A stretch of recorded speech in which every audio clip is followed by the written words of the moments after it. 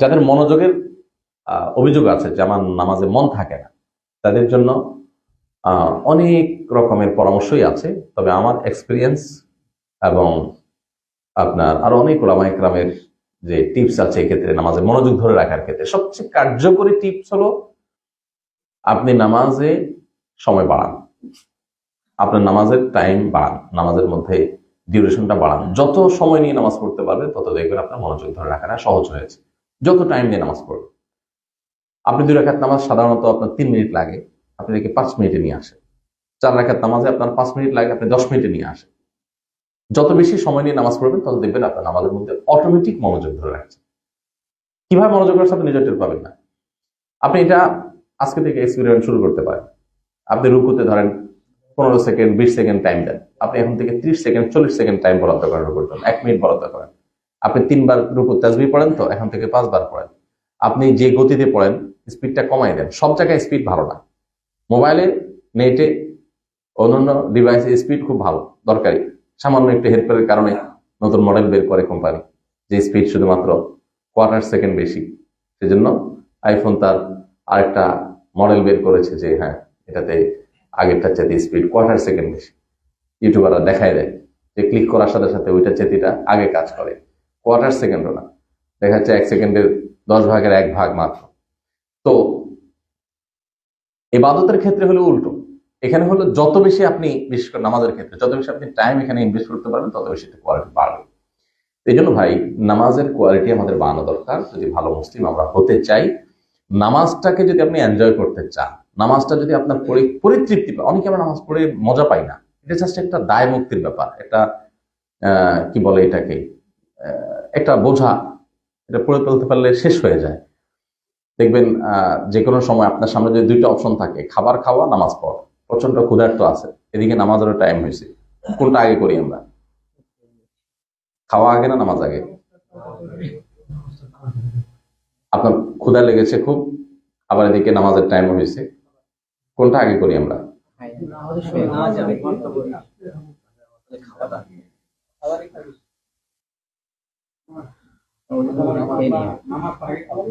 হ্যাঁ রাইট, সাধারণত নামাজটা আগে পড়ি।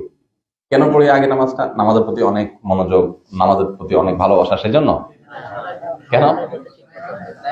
মানে নামাজটা একটা বোঝা, ঝামেলা, শেষ করে এরপরে আরামসে রিল্যাক্সের সাথে খুব মজা করে করে রসিয়ে রসিয়ে খাবারটা খাবো। নামাজটা এটা তাড়াতাড়ি শেষ করে ফেলতে পারলে ঝামেলাটা শেষ হয়ে যায়। এটা হলো মেন্টালিটি আমাদের। অথচ হওয়া দরকার ছিল যে খাবারটা একটা ঝামেলা, এটা শেষ করে ফেলি, এরপরে আমি রিল্যাক্সের সাথে আরামসে সময় নিয়ে ধীরে ধীরে সুন্দর করে মন ভরে নামাজটা পড়বো। এই যে মন ভরে নামাজ পড়া, এটা হয় না আমাদের। কেন হয় না? কারণ হলো আমাদের তৃপ্তি নাই। নামাজের তৃপ্তি কেন নাই? তার অনেক কারণ আছে। হালাল উপার্জন নাই, আমরা যা খাই সেগুলোর এফেক্ট আমাদের শরীরে পড়ে, আর অনেক বিষয় আছে। এর ভিতরে এই যে চোখের গুনাহ, বিশেষ করে যে পরিবেশে আপনারা থাকেন, যেদিকে তাকাবেন চোখের গুনাহ। আমরা কাল আলাপ করছিলাম যে এই পরিবেশের কিছু ভয়ঙ্কর ক্ষতিকর দিক আছে যেগুলো আমাদের অন্তত মাথায় থাকতে হবে। তার ভিতরে একটা হলো কিছু কিছু অপরাধ বোধই চলে যায়। এটা খুব ডেঞ্জারাস বিষয়। অপরাধ বোধ যদি না থাকে, আপনি খারাপ কাজ করছেন, সেই সেন্স থাকতে হবে আপনার। সেন্স থাকলে কি হবে? তওবা করার মানসিকতা থাকবে আপনার মধ্যে। আর যদি সেন্সই নষ্ট হয়ে যায় তাহলে আপনার মধ্যে তওবা করার মানসিকতাই থাকবে না। আর তওবা করার মতো মানসিকতা না থাকা মানে কি? আপনি গুনাহ করেছেন, অপরাধ করেছেন, ওই অবস্থা দুনিয়া থেকে চলে যাচ্ছেন, আপনার প্রোফাইলে ওইটা ওইভাবে থেকে যাচ্ছে। আপনি এটাকে রিমুভ করার মিনিমাম চেষ্টাটা পর্যন্ত, চেষ্টাটা করলেও তো কেমন দিন আপনি সেটা নিয়ে আল্লাহর কাছে আর্গুমেন্ট করতে পারবেন, কিন্তু আপনি চেষ্টাটাও করতে পারছেন না।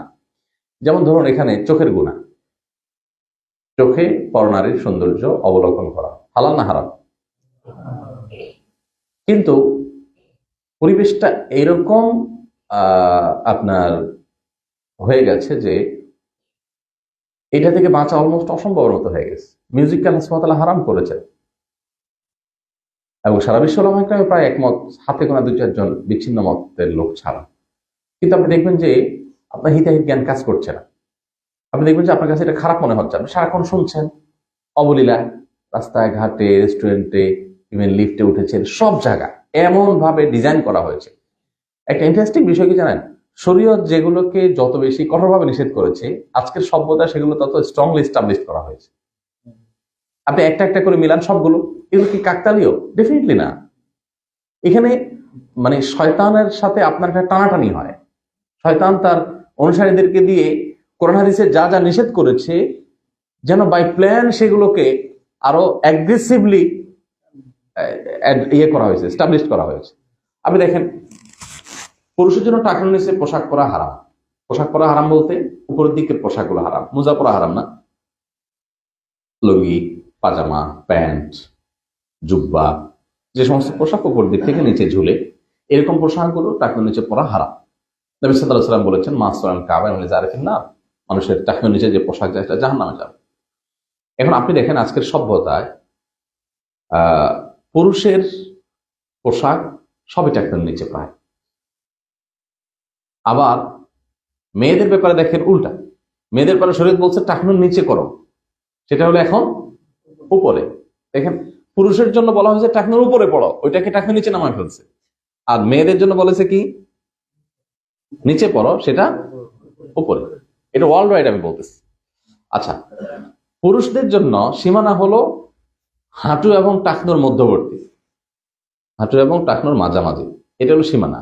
হাঁটুর উপরে উঠলে সতর ওপেন হবে, আবার টাকনুর নিচে গেলেও গুনাহ হবে। কিন্তু আপনি দেখেন এখন স্টাইল হলো হয় হাফ প্যান্ট আর নাহলে ফুল প্যান্ট, অবশ্য 3/4 শুরু হয়েছে, কিছু আছে। তো এরপর আপনি দেখেন মেয়েদেরকে আল্লাহ সুবহানাহু ওয়া তাআলা চুল লম্বা রেখেছেন, তাদের বৈশিষ্ট্য, তাদের সৌন্দর্য, বিভিন্ন হাদিস থেকেও তাদের এটার ব্যাপারে জোরালো আপনার ইঙ্গিত পাওয়া যায় যে মেয়েদের চুল বড় থাকবে। এখন দেখেন উল্টা হয়ে গেছে, ছেলেদেরও চুল বড় রাখা হাদিস দ্বারা প্রমাণিত আছে, কিন্তু বড় রাখা বলতে মেয়েদের মতো বড়, নট অনলি বড় রাখা, বড় রাখা তো একটা সীমানা আছে, এটা হয়ে গেছে। আপনি এরপরে দেখেন কুকুর, মুসলমানকে ইসলাম বলেছে তার বাসায় সে কুকুর রাখবে না। কুকুর কুকুর এক যে প্রাণী, অবশ্যই তার প্রতি দয়া করবে, মায়া করবে, তার ট্রিটমেন্ট করবে, তাকে খাদ্য দিবে, সবই ঠিক আছে, কিন্তু বাসায় রাখবে না। এখন এখানে আল্লাহ টেকনোলজিটার ব্যাপার আছে যে কি কিছু একটা আছে যেটা ইমানদারের ইমানের জন্য ক্ষতিকর, যেটা আমরা বুঝতে পারছি না, আল্লাহ সুবহানাহু ওয়া তাআলা নিষেধ করেছে। এখন দেখেন এইটা সারা বিশ্বেই, আপনি আমার দেশেও বলেন, এইটাকে মানুষ যতটা রাখে, বাসার একেবারে বেডরুম থেকে নিয়ে সবচেয়ে ঘনিষ্ঠভাবে মেশা হয় যে প্রাণীর সাথে, এটার নাম দেখেন, যেটা নিষেধ করা হচ্ছে ওইটাই সবচাইতে ঘনিষ্ঠ, সবচেয়ে বেশি। এভাবে আপনাকে আমি অন্তত 20টা-50টা এক্সাম্পল দিতে পারবো যে কোরআন হাদিস যেটা নিষেধ করেছে ওটার বিপরীতটা খুব অ্যাগ্রেসিভলি এস্টাবলিশ করা হয়েছে। তো এখানে শয়তান কাজ করছে যেটা বোঝা যায়। আপনি যখন নামাজ পড়েন, আল্লাহ স্মরণের জন্য নামাজ, আল্লাহ স্মরণ ছাড়া বাকি সবই স্মরণ হয়। তাহলে ঠিক করার উপায়টা কি? উপায় হলো ধীরস্থিরতার সাথে নামাজ পড়া, সময় নিয়ে নামাজ পড়া। নবী করিম সাল্লাল্লাহু আলাইহি সাল্লামের সামনে একবার এক ব্যক্তি এসে মসজিদে নববীতে মসজিদে ঢুকে নামাজ পড়েছেন 2 রাকাত, পরে এরপর নবীজি বসা ছিলেন, তাকে এসে সামনে সালাম দিলেন।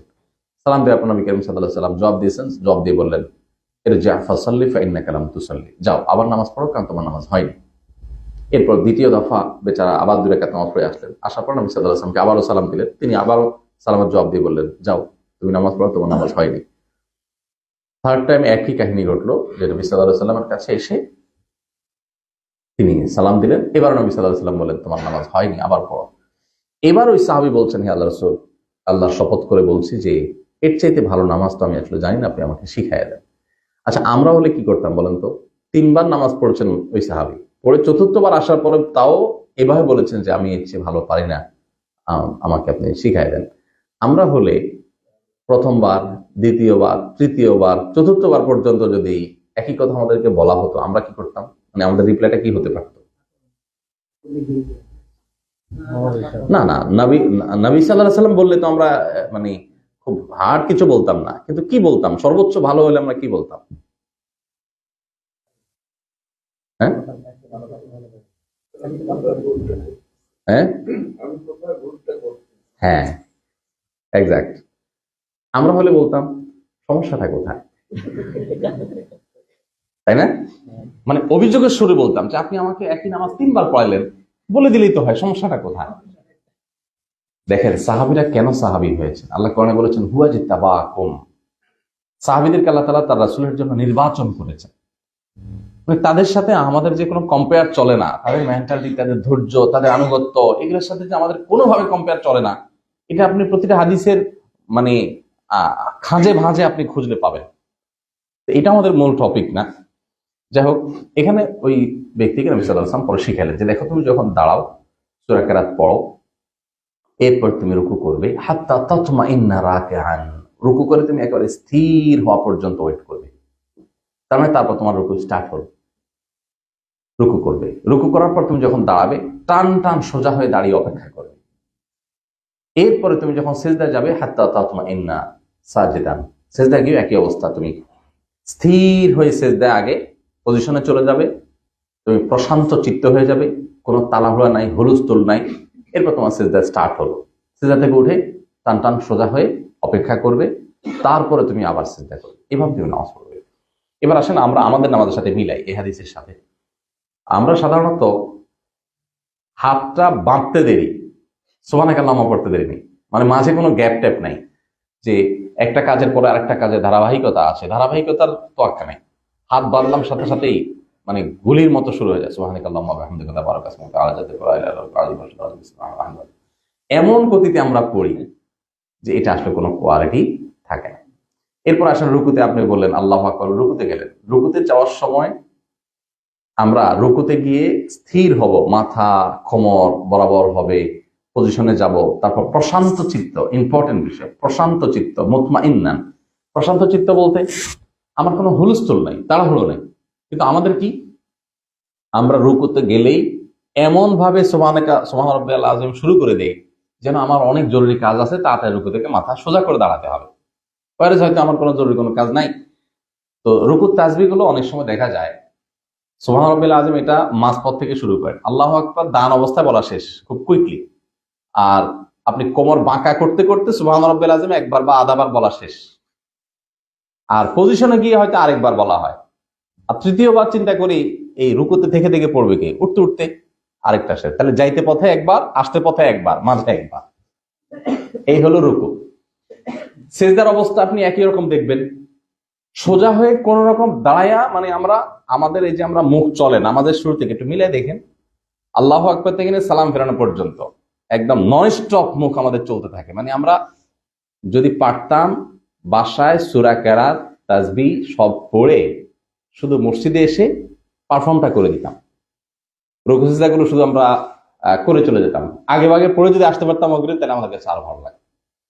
এ হলো আমাদের নামাজ।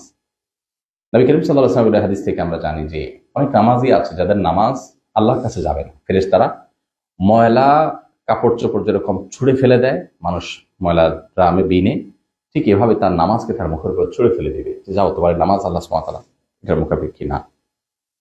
এই জন্য ভাই আমাদের সবচেয়ে বড় ব্যস্ততা, সবচেয়ে গুরুত্বের সাথে যে কাজটা আমাদের হওয়া দরকার, সবচেয়ে বেশি মনোযোগ নিয়ে যেটা হওয়া দরকার, নামাজ, খুব প্রশান্ত চিত্তে। আমি এই জন্য বিভিন্ন সময় বলার চেষ্টা করি, আপনাদেরকে রিকোয়েস্ট করছি যে বহু নামাজ তো পড়েছেন, একটু আজ থেকে একটু সময় নিয়ে প্রশান্ত চিত্তে একটু নামাজ পড়ে দেখুন, আপনি অন্যরকম একটা অনুভব আপনি দেখতে পাবেন, আপনার উপলব্ধির জগৎটাতে ভিন্ন কিছু দেখতে পাবেন, আপনি নামাজের মধ্যে একটা ফিলিংস পাবেন, টেস্ট পাবেন, তৃপ্তি পাবেন। 2 রাকাত নামাজ আপনি 7-8 মিনিট 10 মিনিট সময় যদি পড়তে পারেন, একটু সময় নিয়ে সিজদায় খুব ধীরে ধীরে সুবহান রাব্বিয়াল আ'লা, অর্থ বুঝে বুঝে আপনি খেয়াল করে করে সুবহান রাব্বিয়াল আ'লা পরে একটু থামেন, এরপর সুবহান রাব্বিয়াল আ'লা, এরপর একটু থামেন, তারপরে উঠান মাথা শ্রদ্ধার সাথে। আপনি কোনো গুরুত্বপূর্ণ ব্যক্তির কাছে যদি যান, আপনি জার্মান চ্যান্সেলরের কাছে যদি যাওয়ার সুযোগ পান, আপনাকে যদি সেখানে ডাকা হয়, আপনি নিশ্চয়ই সেখানে গিয়ে খুব সুন্দর করে ধীরস্থিরতার সাথে গাম্ভীর্যতার সাথে তার কক্ষে প্রবেশ করবেন। বসার সময় আপনি নিশ্চয়ই খুব সুন্দর করে বসবেন, ওঠার সময় খুব সুন্দর করে আপনি উঠবেন। আপনি যেই ধপাস করে বসে যাবেন, উঠে বলবেন আমার কাজ আছে চলে যাই, আপনি সেটা করবেন না, করবেন? এটা তো আমরা খুব সহজে বুঝি।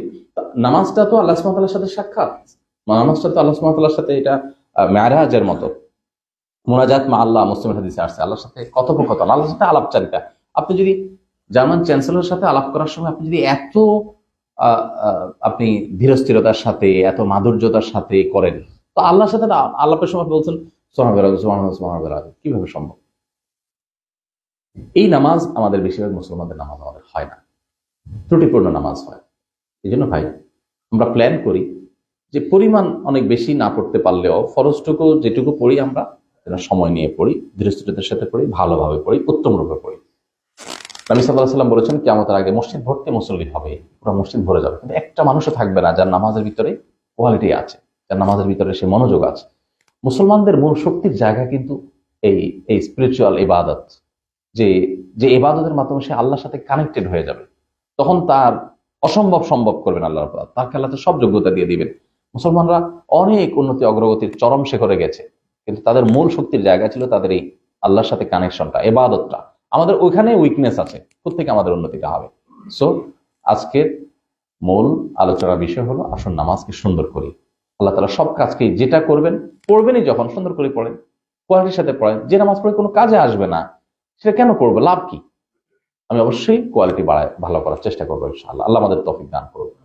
হুযায়ফা ইবনে ইয়ামান রাদিয়াল্লাহু তাআলা আনহু এক ব্যক্তিকে দেখলেন খুব তাড়াহুড়ো করে নামাজ পড়ছে, খুব তাড়াহুড়ো করে, তিনি খেয়াল করলেন। তারপর ডাক দিলেন, ডাক দিয়ে বললেন যে তুমি এই যে এই টাইপের নামাজ পড়ছো আমি দেখলাম খুব তাড়াহুড়ো করে, এটা কতদিন ধরে পড়ছো? লোকটি বলল আমি 50 বছর ধরে এইভাবে নামাজ পড়ছি। তখন তিনি বললেন দেখো, যদি তুমি এই নামাজ নিয়ে দুনিয়া থেকে যাও তাহলে তুমি মুহাম্মদ সাল্লাল্লাহু আলাইহি সাল্লামের দ্বীনের উপর তোমার মৃত্যু হয়নি, তুমি মুসলিম হয়ে মারা গেলে না, যদি এই নামাজ নিয়ে তুমি কবরে যাও। আমার অনেক ভাইরা আছে ছোটবেলা থেকে যে নামাজ শিখছি হুলস্থুল নামাজ, ওইটা আমার এখন এই বয়সেও আছে, ওইটা নিয়ে আমি কবরে চলে যাব, আমার কোনো কারেকশন নাই, আমার কোনো পরিবর্তন নাই। তো আজ থেকে যদি আমরা অন্তত পরিবর্তন করার শপথ করি, সংকল্প করি, চেষ্টা করি, আমার মনে হয় যে আমরা নিজেরা আমাদের জীবনে বরকত দেখতে পাবো ইনশাআল্লাহ। আপনার অর্থে, আপনার উপার্জনে, আপনার চিন্তা চেতনায়, আপনার প্রত্যেকটা কাজে, অপরাধ থেকে বেঁচে থাকার ব্যাপার সবগুলোতে আপনি বরকত দেখতে পাবেন। চেষ্টা করা যাবে না ইনশাআল্লাহ? আল্লাহ তাআলা আমাদেরকে তৌফিক দান করুন। আমাদের নামাজকে আমরা সুন্দর করব, খুব ধীরে ধীরে, খুব শান্তভাবে। আপনি রুকুতে গেছেন, সুবহানাল্লাহ আপনি পড়ছেন, কিন্তু আপনি যদি দেখেন, আপনি যদি ফিল করেন যে আপনার আসলে মাথা সোজা করার জন্য একটা ভেতর থেকে একটা কি বলে এটাকে তাগাদা অনুভব করছেন যে আমাকে উঠতে হবে, তাহলে বুঝতে হবে যে এখানে শয়তান আপনাকে খোঁচাচ্ছে যে তাড়াতাড়ি কর, জলদি কর। আপনি সেজদা গেছেন, একটু মন ভরে সেজদাটা করে মাটিতে কপালটা এঁটে দিয়ে পুরো শরীরটা ছেড়ে দিয়ে কোনো প্রকার প্রেসার ফিল করা ছাড়া, কোনো প্রকার হুলস্থুল বা কোনো প্রকার তাগাদা ফিল করা ছাড়া আপনি ঠান্ডা মাথায় সেজদায় পুরো আপদমস্তক ছেড়ে দিয়ে আল্লাহর প্রশংসা নিবেদন করেন, সুবহান রাব্বিয়াল আ'লা, সুবহান রাব্বিয়াল আ'লা, সুবহান রাব্বিয়াল আ'লা। আপনি লম্বা সময় ধরে করতে থাকেন, 1 মিনিট, আধা মিনিট, কোনো কেউ আপনাকে তাড়া দিচ্ছে না, সেই মেন্টালিটি নিয়ে আপনি একটু করেন। করার পর আপনি যখন প্রশান্ত হয়ে গেছেন, আপনার নিজের কাছে তৃপ্তি লেগেছে, এবার আপনি উঠেন, আল্লাহু আকবার, খুব শান্ত চিত্তে উঠে আবার সোজা হয়ে সেজদা থেকে উঠে আবার সেজদা যেতে হবে, হুলস্থুল না, আমার কোনো তাড়া নাই। উঠে বসে রব্বিগফিরলি ওয়ারহামনি ওয়াহদিনি ওয়াআফিনি ওয়ারফানি ওয়াজবুরনি ওয়ারযুকনি, শব্দগুলো আগ পাঁচ আছে, কম বেশি আছে বিভিন্ন বর্ণাতে। তো এই দোয়া আপনি পড়েন খুব ধীরে ধীরে মহব্বতের সাথে, রব্বিগফিরলি ওয়ারহামনি ওয়াহদিনি, এগুলো এক একটা দোয়া আল্লাহর কাছে আর্গুমেন্ট। আপনি যদি পড়েন রব্বিগফিরলি ওয়ারহামনি ওয়াহদিনি ওয়াআফিনি, তো মন্ত্র না, এটা তো প্রার্থনা। প্রার্থনা তো প্রার্থনার মতো হতে হবে। আপনি যদি জার্মান চ্যান্সেলরের কাছে যে বলেন, আপনাকে বলা হলো যে তোমার কোনো আর্গুমেন্ট থাকলে বলতে পারো, আপনি বলেন যে আমাদের মুসলমানদের জন্য একদিন ঈদের ছুটি দরকার, আমাদের একটা মসজিদের জায়গা দরকার, আমাদের সেটা দরকার, ওটা দরকার, আসলে আমার কাজ আছে তো অনেক, অফিস যেতে হবে, ঠিক আছে, এগুলো আপনি দিয়ে চলে গেলাম। কি বলেন? আপনার এগুলো বিবেচনা করবে? বলবে যে এই অসুস্থ মানুষকে কেন আমার অফিসে নিয়ে আসা হয়েছে, এগুলো তো সুস্থই না, স্বাভাবিকই না। আল্লাহ রাব্বুল আলামিনের কাছে আমরা একই কাজ করছি দিনে 5 বার। সুবহানাল্লাহ। রুকুতে যাচ্ছেন, আপনার কখন মাথা উঠাবেন সেই টেনশন, মাথা উঠেছেন কখন সেজদা যাবেন সেই টেনশন, সেজদা গেছেন কখন মাথা উঠাবেন সেই টেনশন। আমাদের আয়েশা রাদিয়াল্লাহু আনহা বলেছেন, নবী করিম সাল্লাল্লাহু আলাইহি ওয়াসাল্লাম যখন রাতের নামাজ পড়তেন, তাহাজ্জুদ পড়তেন, লা তাসআল আন হুসনিহিন্না ওয়া তুলিহিন্না, সেই নামাজের যে সৌন্দর্য, সেই নামাজের যে দৈর্ঘ্য ছিল, আর বলো না কি ছিল সেগুলো।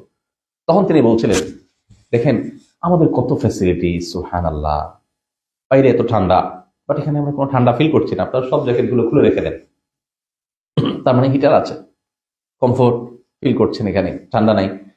আবার যখন গরম হয় তখন আমরা এসি চালাই দিয়ে খুব আরামের সাথে নামাজ পড়ি। রাসূল আকরাম সাল্লাল্লাহু আলাইহি ওয়াসাল্লাম যখন তাহাজ্জুদ পড়তে উঠতেন, আমাদের আয়েশা বলেছেন যে এত ছোট জায়গা ছিল তাদের শয়ন কক্ষ, এত ছোট যে কত ছোট ছিল আপনি চিন্তা করতে পারেন। যে তিনি যখন সেজদায় যেতেন, রাসূল আকরাম সাল্লাল্লাহু আলাইহি ওয়াসাল্লাম যখন সেজদায় যেতেন তখন আয়েশা রাদিয়াল্লাহু আনহা মাঝে মধ্যে শুয়ে থাকতেন, যখন তার নামাজ ছিল না বা নফল নামাজ, তখন তিনি তার পাও প্যাক করে ফেলতেন, ফোল্ড করে ফেলতেন। কেন? রাসূল সাল্লাল্লাহু আলাইহি ওয়াসাল্লাম সেজদা দেওয়ার জায়গা তাকে দেওয়ার জন্য। আবার রাসূল সাল্লাল্লাহু আলাইহি ওয়াসাল্লাম যখন সেজদা করে উঠে দাঁড়াতেন তখন তিনি পাটা লম্বা করে শুতে পারতেন। একটা বাসায় কতটুকু জায়গা থাকলে, কত ছোট্ট জায়গার মধ্যে বসবাস করলে এটা সম্ভব হয় চিন্তা করেন, যার কোনো জায়গা নেই। এই অবস্থার নামাজের ডিউরেশন দেখেন। এবার ক্রাইসিস তো দেখলাম, এবার আসেন নামাজের কোয়ালিটি কি ছিল। আয়েশা তাআলা বলেন যে নবী করিম সাল্লাল্লাহু আলাইহি ওয়াসাল্লাম যখন নামাজে দাঁড়াতেন রাতে, বিশেষ করে তাহাজ্জুদে, তখন এই যে সূরা কিরাত পড়তেন, পড়তে পড়তে পড়তে পড়তে মনে হতো আজ আর মনে রুকুতে যাবেন না, দাঁড়াইয়া মনে শেষ করে ফেলবেন সব। যাওয়ার কোনো নামগন্ধ নাই। 10 মিনিট, 20 মিনিট, আধা ঘন্টা, 1 ঘন্টা, 1.5 ঘন্টা, 2 ঘন্টা, আর কত মনে হচ্ছে আর রুকুতে মনে যাবেন না। রুকুতে যখন যেতেন এত সময় রুকুতে থাকতেন মনে হতো আজকে মনে আর মাথা উঠাবেন না। সিজদায় যখন যেতেন একই অবস্থা। আচ্ছা, নবী করিম সাল্লাল্লাহু আলাইহি ওয়াসাল্লামের নামাজের দৈর্ঘ্য নিয়ে মানে দাঁড়িয়ে একটা হাদিসে আছে যে তিনি একবার তাহাজ্জুদে এক রাকাতেই তিনি সূরা বাকারা পুরোটা পড়েছেন, সূরা আলে ইমরান পুরোটা পড়েছেন, নিসা পড়েছেন। তিনটা মিলে কয় পারা হবে? 5 পারার বেশি। 5 পারা তেলাওয়াত করতে কত সময় লাগবে স্বাভাবিক তেলাওয়াত করলে?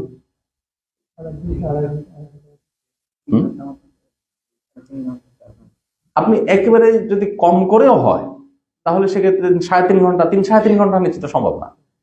3-3.5 ঘন্টা যদি শুধু দাঁড়ায় এক রাকাতে কেরাত পড়েন তাহলে এই রাকাতে রুকু রয়েছে, সিজদা রয়েছে, তাহলে 2 রাকাত নামাজ পড়তে তো ফজর। এটা প্রতিদিন হয়েছে তা না, একদিনের ঘটনা হাদিসে বর্ণিত আছে। আপনি চিন্তা করেন যে এটা আমাদের জীবনে সম্ভব। তিনি যখন দাঁড়িয়ে নামাজ পড়তেন তার নামাজের কারণে মাঝে মধ্যে তার পা মোবারক ফুলে যেত। আচ্ছা, এখন পা ফুলে যেত, পা কখন ফুলে বলতো? কতটা লম্বা নামাজ হলে পা ফুলতে পারে? কোনো আইডিয়া করতে পারি আমরা? কতটা সময় দিয়ে নামাজ পড়লে পা ফুলে যেতে পারে? পা ফুলে জিনিসটা কিন্তু সহজ বেশি না। পা ফুলে আমরা জার্নি করলে, অনেক বেশি স্ট্রেস নিলে পা ফুলে যায়, পা অনেক সময় ঝুলে থাকলে ফুলে যায়। কিন্তু কত সময় ধরে আপনি রুকুতে বডিকে ঝুলিয়ে রেখেছেন, আপনার পায়ের উপরে পুরো বডির প্রেসার পড়ছে, কত সময় ধরে পড়ে থাকলে পাটা ফুলতে পারে? আপনি 10 মিনিট, 20 মিনিট, আধা ঘন্টাও যদি 2 রাকাত নামাজে ব্যয় করেন তাহলে দেখবেন পাটা একটু ব্যথা করছে, ফুলাটা এত সহজ না। এখন আমরা এই বিষয়গুলোকে আমাদের সাথে যদি মিলাই দেখেন, বস্তুবাদ এবং ভোগবাদ আমাদের কেমন একটা জায়গায় নিয়ে গেছে যে আমাদের এগুলো কল্পনা করতে পারি না। কারণ আমার বলে কি, তো 2 রাকাত নামাজ পড়তে যদি আমার 3 ঘন্টা ইনভেস্ট করতে হয়, তাহলে আমার অফিস কই যাবে? ব্যবসা বাণিজ্য তো সব লাটে উঠবে। আমাদের তখন চোখের সামনে চলে আসে সব হাজারো বাধা, তাই না? কারণ লাইফটাকে ওইভাবে আমরা সাজিয়েছি। নবী করিম সাল্লাল্লাহু আলাইহি ওয়াসাল্লাম যেহেতু ইমানদার, তার ইমানটা ক্রিস্টাল ক্লিয়ার, আমাকে জান্নাতে অনন্তকালের ভোগ করতে হবে, সো এটা ভোগের জায়গা না, এখানে কোন রকম লাইফটাকে পার করার জায়গা। আর আমাদের হলো এখানকার সব অফিস আদালত, ব্যবসা বাণিজ্য, চাকরি বাকরি, নিজের কেরিয়ার, ছেলে মেয়ে, স্ত্রী, বন্ধু বান্ধব, সোসাইটি, সমাজ, সব ঠিকঠাক, এবাদতটা টুকটাক। এবাদতটা হলো টুকটাক। আর সাহাবীদের, রাসূল আকরাম সাল্লাল্লাহু আলাইহি ওয়াসাল্লাম ছিল দিনদারিতা সব পারফেক্ট ঠিকঠাক, আর দুনিয়াদারি এটা টুকটাক, খাইলাম না খাইলাম। 2 মাস হয়েছে একবার চুলা জ্বলে নাই তার বাসায়। 2টা জিনিস, খেজুর আর পানি ছাড়া থার্ড কিছু ছিল না। চলছে 2-4 মাস, কোনো দুঃখও নাই এটা নিয়ে, কোনো হেডেকও নাই। কারণ এটা তো ইস্যু না। ইস্যু তো হলো জান্নাত জাহান্নাম, অনন্তকাল কোথায় থাকছে সেটা হলো ইস্যু। এটা তো দাদুন বেটা একভাবে চলে যাবে। তো ভাইরা আমার, নামাজের সৌন্দর্যটাকে আমাদের ফিরিয়ে আনতে হবে যদি আমরা ভালো মুসলিম হতে চাই। আমি বলছি না, আমি এই কথাগুলো বলে আপনাদেরকে এই বার্তা দিচ্ছি না যে আপনাদের সব বন্ধ করে আপনাদেরকে নামাজ পড়তে বলছি না, আমি সেটা বলছি না। আপনি আবার চাকরি করেন, ব্যবসা করেন, যা করেন না করেন, কিন্তু নামাজটার জন্য আপনি 2 রাকাত নামাজের জন্য 5টা মিনিট বরাদ্দ করার সুযোগ আপনার হাতে নাই। আপনি শুধু ফেসবুকে স্ক্রল কি পরিমাণ করেন প্রতিদিন? আপনি ইউটিউবে একটা ভিডিওতে কত সময় আপনি দেন? আপনি অহেতুক আলাপ সালাপে বন্ধু বান্ধব বা ফ্যামিলির সাথে কত, আপনার কলিগদের সাথে কত বেহুদা আলাপ করেন, আপনি নামাজের জন্য মানে 5 মিনিট 10 মিনিট সময় বরাদ্দ করতে পারবেন না একত্র নামাজের জন্য? এই জন্য ভাই তাড়াহুড়া করবো না, ধীরে স্থিরের সাথে নামাজ পড়বো ইনশাআল্লাহ, চেষ্টা করবো তো ইনশাআল্লাহ।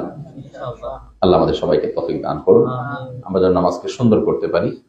মনোযোগ ধরে রাখা, নামাজের তৃপ্তি পাওয়া, এটা ডিপেন্ড করে নামাজে আপনি কত সময় নিয়ে নামাজ পড়ছেন। এটার উপরে যত সময় নিয়ে পড়বেন, যত ধীরে ধীরে পড়বেন, যত সুন্দর করে পড়বেন, যত কোয়ালিটির সাথে নামাজ পড়বেন, তাড়াহুড়ো ছাড়া নামাজ পড়বেন, তত দেখবেন আপনার নামাজটা আপনি অনুভব করছেন, আপনার অনেক ভালো লাগছে ইনশাআল্লাহ।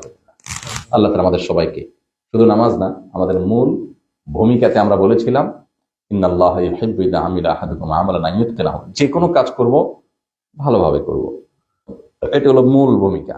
ওইটার আলোকে নামাজের কথা আমরা বলেছি। এবার আমরা ধরতে পারি আমাদের দান সাদাকা, ধরতে পারি আমাদের সিয়াম, ধরতে পারি আমাদের অন্যান্য গুলো।